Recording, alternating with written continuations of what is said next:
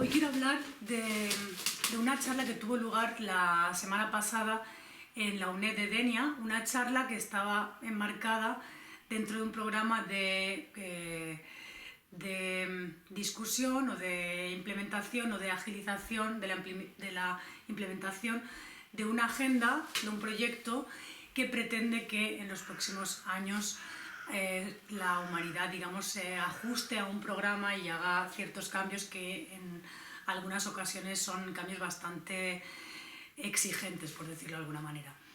Esta agenda, que no se ha votado de manera democrática, a lo cual ya estamos acostumbrados los ciudadanos porque realmente nuestra influencia en el devenir del mundo es realmente poca.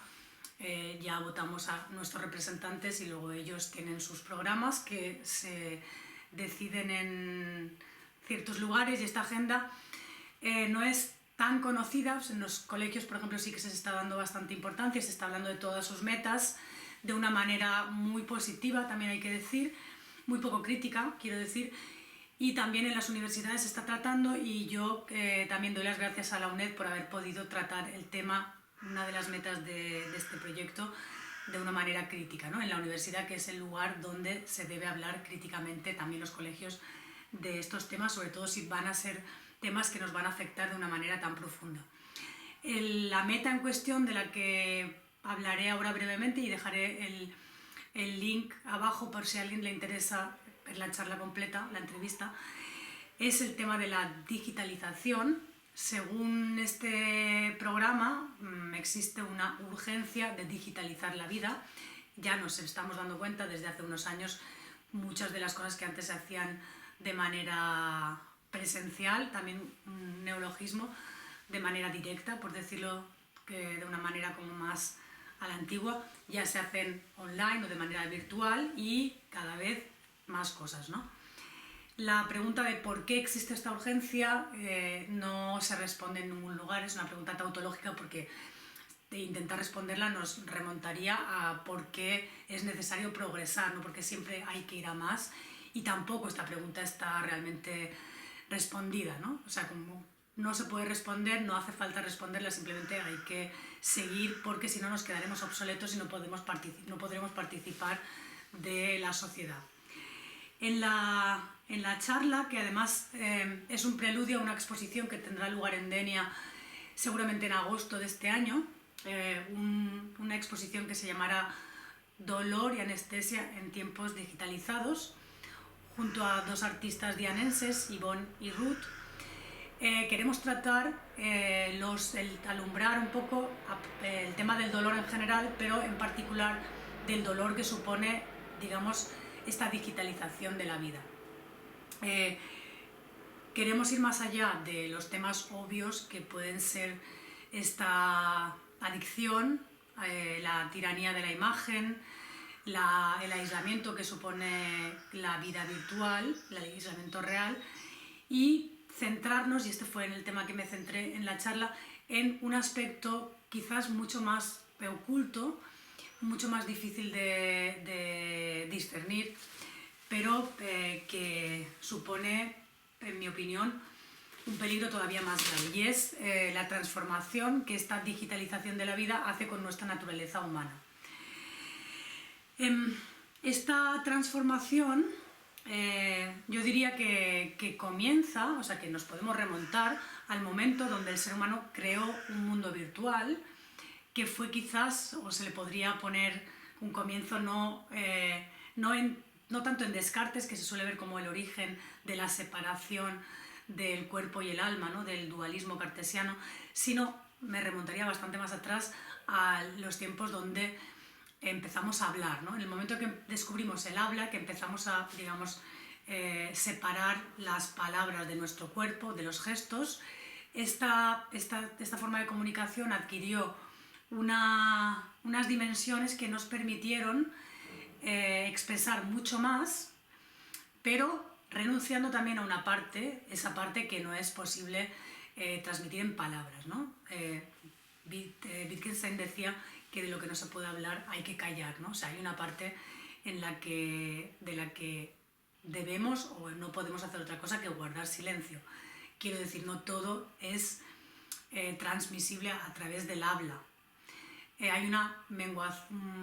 Se mengua la realidad, se estrecha para adaptarse a las palabras, y en este consenso, que bueno, ya estamos hoy totalmente inmersos, aceptamos, digamos, que el habla o el lenguaje es la forma de comunicación, y poco a poco vamos dejando de ser conscientes de todo lo que perdemos, ¿no?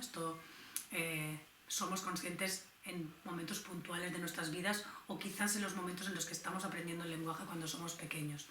Pero poco a poco vamos aceptando que la comunicación significa comunicación verbal, y en ese punto de la historia estamos ya. Aunque ha habido filosóficamente mucha crítica del lenguaje, ¿no? Intentos de deconstrucción y de replanteamiento, la gran mayoría de la humanidad no es consciente de lo que implica el lenguaje. Y esta, digamos, segunda ola de virtualización, porque con el surgimiento de la palabra también se creó un mundo virtual en el que, digamos, que está más ajeno a lo tangible, a lo corpóreo, a lo real, por decirlo de alguna manera, y que nos permitía también mentir mejor, ¿no? Engañar mejor al otro. No quiero decir que el lenguaje surgiera para engañar, pero sí que en el momento que surgió, la facultad de engañar a los demás se vio aumentada exponencialmente, ¿no? Y lo mismo está sucediendo ahora con el paso a la digitalización, que sería como una vuelta de tuerca de la distancia entre el cuerpo y el alma, entre el mundo, digamos, corpóreo y el mundo virtual, o el mundo de las palabras, el mundo de la tecnología ahora. Y también con esta nueva inmersión en la virtualidad se vuelven a multiplicar exponencialmente las posibilidades de mentir. Todos lo sabemos porque ya llevamos tiempo utilizando redes sociales, ¿no? Donde todo lo que se muestra allí no tiene por qué ser fiel a la verdad. Y ahora con las nuevas tecnologías, pues nos estamos dando cuenta que aparecen grandes posibilidades, hasta el punto que los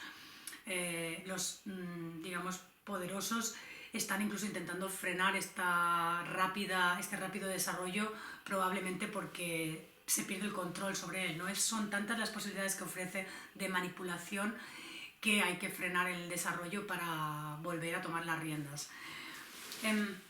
Nietzsche decía que las palabras fueron inventadas por las clases superiores.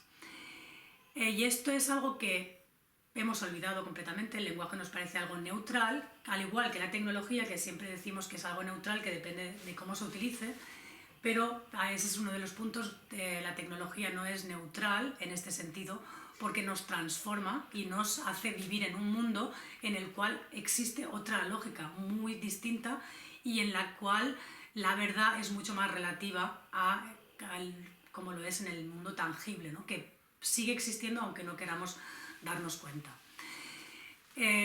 Resumiendo, para no hacer esto demasiado largo, el peligro que veo yo que existe en esta virtualización de la vida es que estamos delegando muchas de las funciones que antes hacíamos autónomamente en la tecnología, por ejemplo, en el ámbito de la salud, en el cual ya no nos fiamos de nuestras emociones, nuestras sensaciones subjetivas, nuestras percepciones, nuestro bienestar o malestar, sino que miramos tablas y miramos artilugios que nos dicen cómo hemos dormido, nos dicen cuánto tenemos que movernos, qué tenemos que comer, etcétera, etcétera. Y olvidamos que estas apps o estos artilugios no son neutros. Estos algoritmos fueron creados por alguien, o sea, hay alguien detrás, y ese alguien siempre tiene intereses. O sea que, delegando en nuestros aparatos temas como la salud o el amor, no solo estamos perdiendo, desempoderándonos porque dejamos de fiarnos de nuestra subjetividad, sino que estamos poniéndonos en manos de otras personas que, no por ser invisibles, no existen, y entregando, digamos, nuestro poder de decisión y de actuación.